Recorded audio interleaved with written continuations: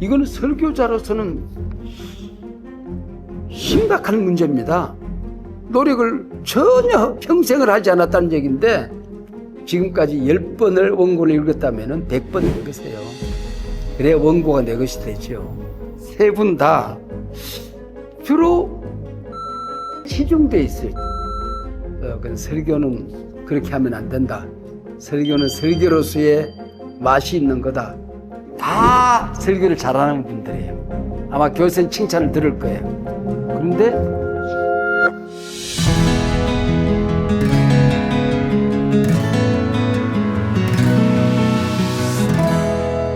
되살아지 않는 사랑이라는 제목의 설교였습니다. 처음에는 스토리텔링을 하지 않고 그냥 조금 천천히 질문을 던져 주셨어요. 조금 어색하다 그랬는데 계산하지 않는 사랑과 참 잘 연결된 질문을 던졌다 그렇게 생각합니다. 일꾼 비유에서 오후 3시나 오후 5시에 온 그 일꾼이 내 아들이고 내 딸이라면 내 아내라고 한다면은 불평했겠냐? 이게 이제 질문일 수 있고 또 이 터무니없는 질문이 우리 아버지, 우리 어머니라면은 내 자식이라면 했을 때에 계산하지 않는 사랑이라는 게 얼마나 위대한 것인가 하는 것을 설명하기에는 충분한 시작이었다. 그래 놓고 계산하지 않는 사랑에 대한 설명은 끝까지 한 번도 하지 않습니다. 제목 잡아놓고 제목을 땅 때리는, 그리고 본인은 제목을 알고 있는데 교인들은 제목 기억하고 설교 듣지 않거든요. 그러면은 이 계산하지 않는 사랑에 대한 제목 설명을 좀 잘하고 넘어가야 되는데 시작을 잘해놓고 그냥 우겨서 버린단 말이에요. 지금까지 했던 세 분 다 제목 설명이 굉장히 부족합니다. 그러니까 오늘 이 예화를 해놓고 오늘 말씀의 제목이 계산하지 않는 사랑입니다. 이 사랑이 하나님의 사랑이고 오늘 우리가 받았던 사랑이고 우리가 이 세상 살아가며 나누어야 될 사랑입니다. 땅 때려놓고 가야 되는데 그런 건 설명하지 않고 넘어가더라 그런 얘기죠.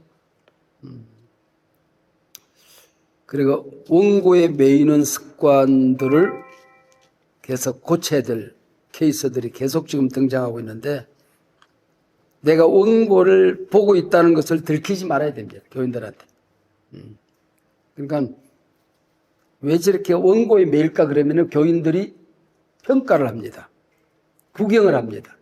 교인들을 압도하고 가야지 교인들이 이러고 구경하게 만든단 말이죠. 원고에 매이는 설교는 교인들을 객관화시켜버린단 말이죠. 원고에 매이지 말아라 하는 것이에요. 지금 그 설교해 주신 목사님 구역 예배에서 하는 설교처럼 신방 가서 설교하는 것처럼 너무 다이나믹을 살리지 않고 그냥 조곤조곤 설명하는데 그 설교는 그렇게 하면 안 된다. 설교는 설교로서의 맛이 있는 거다. 그리고 기성정결, 서론결론, 본론, 제스처, 얼굴, 톤, 고저장단 좀 맛을 내는 요즘 그 요리 대회도 하잖아요. 그러니까 트롯 대회를 하는데 3분, 4분 속에 기성전결 다 있잖아요. 조용하게 점으로 깔았다가 쫙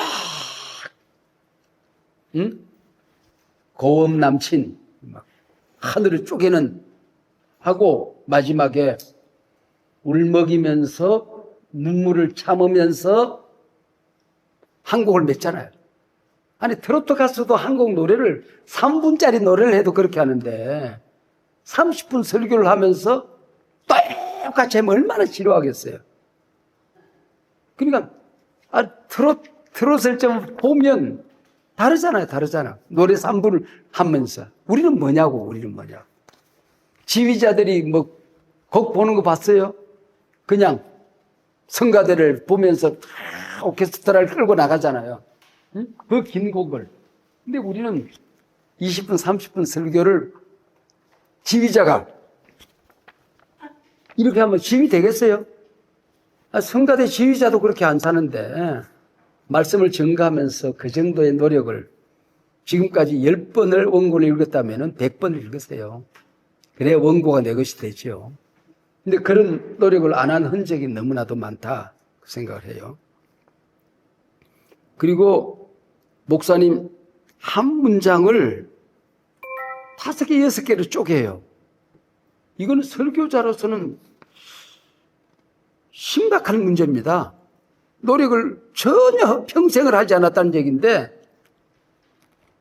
하나님이 세상을 이처럼 사랑하사 독생자를 주셨으니 이는 누구든지 저를 믿는 자마다 멸망하지 않고 이렇게 해야 되는데 하나님이 세상을 이처럼 사랑하사 독생자를 주셨으니 이렇게 설교하는 사람이 어디 있어요? 초등학교 동화도 그렇게 읽으면 안 되죠. 설교자가 한 문장을 맛있게 하는 연습을 안 하고 산단 말이죠. 그러니까 아니 한 문장을 그렇게 많이 쪼개가지고 어떻게 설교가 되겠어요? 여호와 나의 목자시니 내게 부족함이 없으리로다. 이게 한 문장으로 딱 굴곡이 있잖아요. 여호와는 내 목자시니 이렇게 말하는 사람이 어디 있어요? 그러면 안 되잖아요. 식당에 가서 밥을 아줌마 여기 국밥 한 그릇 네 수육 한 잔 하세요. 이렇게 얘기하지. 아줌마 국밥 한 그릇에 수육 이렇게 말하는 사람이 어디 있어요? 집에서도 여보 배고프다 아침 먹자 이렇게 얘기를 하지. 여보 배가 고픈데 아침 먹자 이렇게 말하는 사람이 누가 있어요? 평상시에도 그렇게 안 하는데 왜 이 단에 서서는 그렇게 문장을 쪼개서 맛있게 하는 연습을 안 하냔 말이죠. 강변에 가서 산에 가서 시편을 150편을 문장 쪼개지 말고 한 문장으로 맛을 내서 읽는 연습을 피가 나도록 해야 돼요. 문장 쪼개면 안 됩니다. 설교가들이 설교를 문장을 쪼개면 어때? 교인들에게 전달이 되겠어요? 그건 정말 치명적인 약점이에요. 그리고 설교를 하면서 세 분 다 지정의에 있어서 주로 지에 치중되어 있어요. 지에 치중이 되어 있어요. 행복한 웃음이 교인들에게 튀어나오도록 눈물을 닦는 장면이 이것저것에서 튀어나오도록 해야 된다는 말이에요. 오늘 지난주에 제가 설교했던 게 아마 오늘 올라오는지 모르겠어요. 언제 올라와요? 내일 올라오는데 마지막 예화에서 내가 놀란 게 교인들이 다 휴지를 끄집어내고 수건을 끄집어내서 우는 장면, 통곡하는 장면이 이것저것에서 나온단 말이에요. 교회에 봉헌해 주면 안 될까? 그렇게 엄마가 미친해서 그걸 몰랐구나. 그 방에 이 풍금 갖다 놓고 싶습니다. 이 풍금 설교 시간에 교인들이 웃지 않고 눈물을 닦는 장면이 없이 설교를 끝내면 안 됩니다. 지정의 성경을 통하여 깨달았으면 감정의 도전을 받아서 눈물을 닦는 순간이 있어야 될 거 아니에요. 그리고 마지막에 교인들이 주먹을 움켜쥐고 입술을 깨물고 예배당 문을 나서도록 도와줘야 된단 말이에요. 그게 설교죠. 그러니까 그 지정의 중에 지에 너무 치중되어 있다. 다. 정, 이 느낌, 감동, 눈물을 닦게 만드는 거. 너무 재밌어서 교인들이 까르르 뒤집어지는 그 장면이 없단 말이죠. 그러니까 맛없는 식사를 만들어서 교인들에게 대접하면 안 되잖아요. 맛있게 만들어야 된다. 맛있게 만들어야 돼. 그래서 웃음과 성경을 깨닫는 아하 목사님 저런 아픔이 있었네. 나도 똑같은 아픔이 있었는데, 저게 내 얘기인데, 이런 어떤 감정적인 움직임, 교통이 있어야 된다. 그리고 마지막에는, 그래, 그렇게 살아볼 거야. 응? 내가 교회를 사랑하는 데 있어서, 내 이웃을 사랑하는 데, 우리 장로님들 사랑하는 데 있어서 계산하지 않는 사랑으로 내가 사랑할 거야. 이제 맨날 내가 계산하고 사랑했는데, 그러지 말아야지 하고, 주먹을 쥐고 나갈 수 있도록 도와줘야 된다는 말이에요. 오늘 세 분 설교를 다 설교를 잘하는 분들이에요. 아마 교수님 칭찬을 들을 거예요. 그런데 훈련을 안 한다. 자기 훈련을 안 한다. 자기 훈련한다. 예와 스토리텔링이 있을 때에 지난주를 제가 다 강의했잖아요. 7시간에. 내 아내에게 그 이야기를 들려주었을 때 아내가 눈물을 흘리지 않으면 새로 다듬어야죠. 웃는 얘기를 내 아내에게 내가 들려주는데 웃지를 않아. 재미없는 거죠. 그러면 안 되는 거 아니에요. 그러니까 자기 훈련을 하지 않는다 하는 생각을 지금 해요. 그러니까 자기를 좀 뼈를 깎는 훈련을 좀 해라. 문장을 맛있게 해라. 그 다음에 딜리버리를 연구해라. 감동을 주어라. 재밌게 맛있게 만들어라 하는 교훈으로 제가 결론을 내리도록 그렇게 하겠습니다. 예. 두 가지 문제를 먼저 내겠습니다. 한번 생각해 보시기 바랍니다. 누가 보아도 아름다운 여자가 있습니다. 그런데 그만 교통사고를 당해서 흉터가 생겼습니다. 그 사람을 예전에 사랑하던 그 한 남자는 그 여자를 앞으로도 계속 사랑할까요? 세 가지입니다. 당연히 사랑한다. 사랑하는 마음이 사라질 것이다. 아마도 사랑할 것이다. 이 세 가지 중에서 여러분의 선택을 한번 마음에 두시기 바랍니다. 또 사업에 크게 성공한 사람이 있었습니다. 그런데 그만 하루아침에 파산하여 빈털터리가 되었습니다. 여자는 그 남자를 예전처럼 사랑할 수 있을까요? 첫 번째, 당연히 사랑한다. 두 번째, 사랑하는 마음이 사라질 것이다. 세 번째, 아마도 사랑할 것이다. 이 또한 여러분들 마음속에 한번 번호를 기억해 보시기 바랍니다. 그러면 이번에는 좀 단어를 바꿔보겠습니다. 남자는 아버지로, 그리고 여자는 어머니로 바꿔보겠습니다. 사업에 크게 성공한 아들이 있었습니다. 그런데 그만 하루아침에 파산하여 빈털터리가 되었습니다. 어머니는 그 남자를 여전히 사랑할까요? 당연히 사랑한다. 두 번째, 사랑하는 마음이 사라질 것이다. 아마도 사랑할 것이다. 여러분, 좀 전에 선택했던 그 답변과 지금의 답변이 같습니까? 좀 달라지지 않았습니까? 부모로서 자녀에게 더는 기대가 있을 수 있습니다. 그러나 그것이 충족되지 않았더라도, 사라졌다 하더라도, 만에 하나도 얼굴에 흉터가 생기고 파산하여 빈털터리가 되었더라도, 심지어 자녀들이 부모의 마음을 아프게 할지라도 부모는 자녀를 보면서 그래도 내 자식인데 라며 품으실 것입니다. 그래도 사랑하실 것입니다.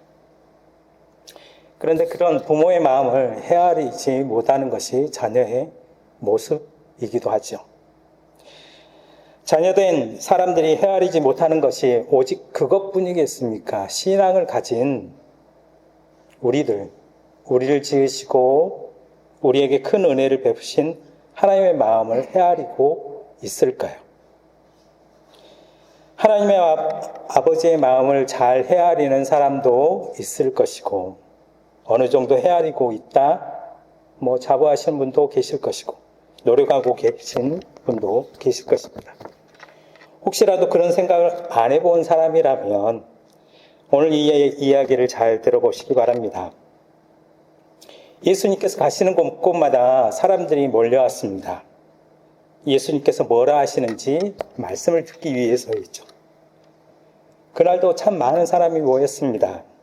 세리도 있었고 죄인들도 있었습니다. 그리고 바리새인들과 서기관들도 있었습니다. 바리새인들과 서기관들이 수군거렸습니다. 이 사람이 메시아라고 들었는데 어떻게 죄인들과 같이 있지?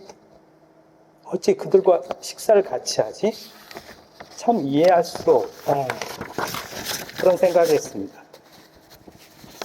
아니, 말씀을 들으려고 왔다면 그냥 예수님이 어떤 이야기를 할까 거기에 집중해야 되는데 거기에 모인 사람들이 누구고 저 사람은 어쩌고 왜 여기 와 있지? 기분이 나쁜데? 그게 무슨 상관입니까? 아마 그 마음속에는 그 자리에 모인 사람들 중에 자신들과는 좀 격이 다른, 급이 다른 사람들이 있는 것을 보고 왠지 자신이 그 자리에 있다는 것이 자신들의 격을 좀 낮추는 것 같고 혹은 내 자신을 좀 내림당하는 그런 취급을 받았기 때문 아니겠습니까? 바리새인들과 서기관들이 이런 생각을 한 것이 이번만이 처음이 아니었습니다. 앞서 누가복음 7장에 예수님께서 바리새인의 집에 초청되어 들어가셨습니다. 그 집에 앉아 계실 때 그 동네에 죄를 지은 한 여자가 그 집에 들어와 예수님 뒤로 서서 울며 눈물로 예수님의 발을 적시고 자기의 머리카락으로 예수님의 발을 닦고 그 발에 입 맞추고 향을 부었습니다. 그 모습을 보는 그 집 주인 바리새인은 이 사람이 만일 선지자라면 자기를 만지는 자, 이 여자가 누구인지 알 텐데 죄인인 줄 알았을 텐데 라고 하겠던 것이죠. 오늘 본문에서도 바리새인들과 서기관들은 죄인들과 함께 식사하시는 예수님에 대해서 수군거렸습니다. 누가복음 7장에서도 죄인인데, 누가복음 15장의 이야기에서도 죄인인데 라고 하였습니다. 죄인, 그 당시의 죄인은 가까이 해서는 안 될 사람이었습니다. 죄인과 상종하다가는 그들처럼 죄에 빠진다, 오염될 수 있다. 그러니 우리에게 도움이 되는 사람이 아니다. 사라져야 할 사람들이다. 까지 생각하였습니다. 그래서 기도할 때도 하나님, 저는 저 죄인과 같지 않음을 감사드립니다. 라고 할 정도였습니다. 그런 생각을 가진 바리새인들과 서기관들에게 예수님께서 한 이야기를 하십니다.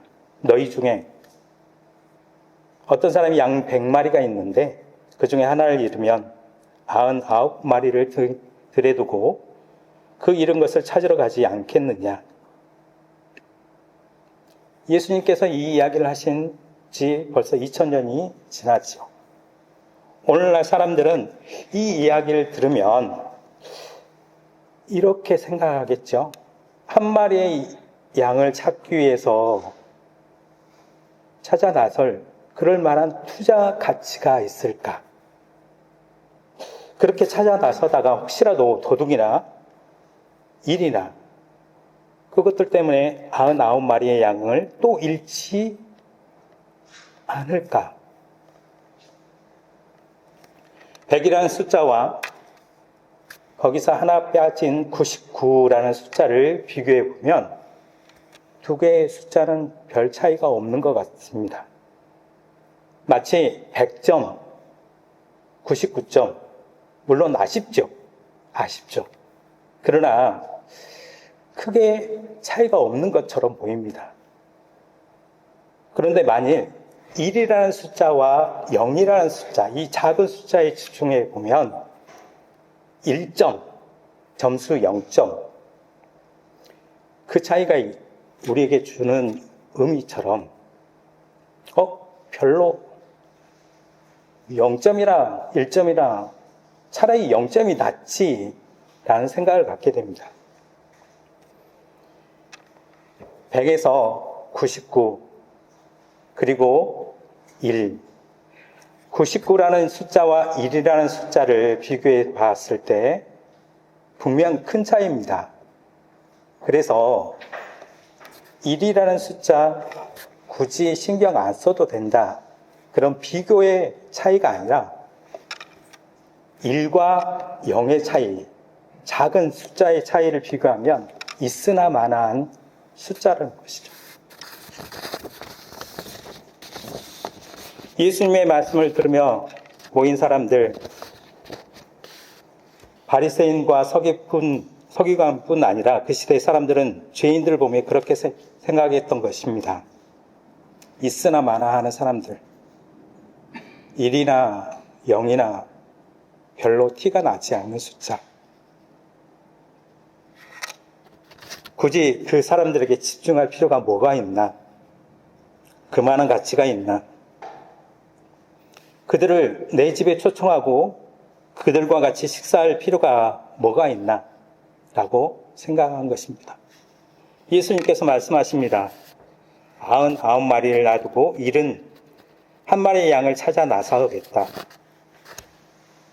예수님께서는 손익계산을 하지 않으셨습니다.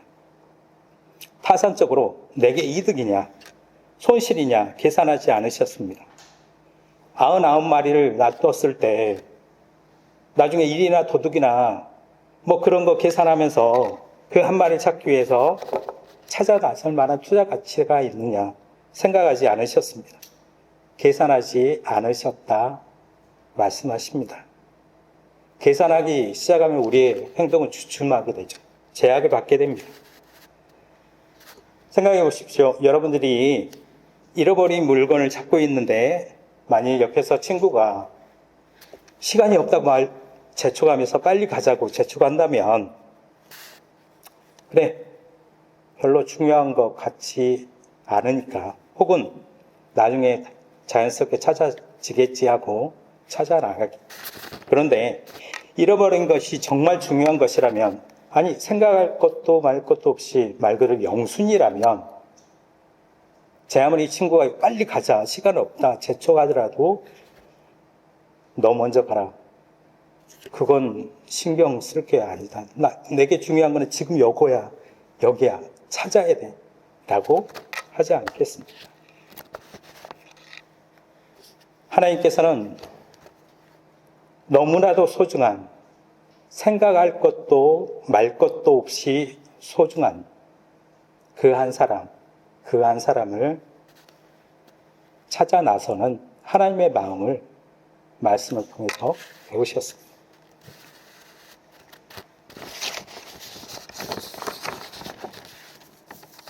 이 자리에 계신 여러분들에게 하나님께서 그런 사랑을 베풀어 주셨습니다.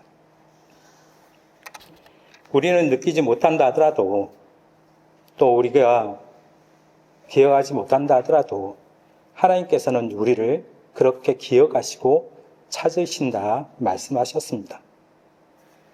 이사야 49장 말씀에 보면 오직 시온이 이르기를 여호와께서 나를 버리시며 주께서 나를 잊으셨다 하였거니와 여인이 어찌 그 젖 먹는 자식을 잊겠으며 자기 태에서 난 아들을 긍휼히 여기지 않겠느냐. 그들은 혹시 잊을지라도 나는 너를 잊지 아니할 것이라. 내가 너를 내 손바닥에 새겼다 말씀하십니다. 하나님께서는 우리를 그리고 여러분들을 잊지 않으십니다. 손바닥에 새겼다 말씀하십니다. 이 자리에 계신 여러분들을 하나님께서 그렇게 기억하신다 믿으시기 바랍니다. 그리고 오늘 본문의 말씀에 후반부에 있는 것처럼 그 잃어버린 한 마리 양을 찾으셨을 때 돌아오셔서 큰 잔치를 베풀어 주시는 것처럼 하나님께서 여러분들을 초청하시고 이 자리에 나오신 여러분들을 축제를 벌이시면서 기뻐하신다는 사실을 기억하시기 주의 이름으로 축복합니다.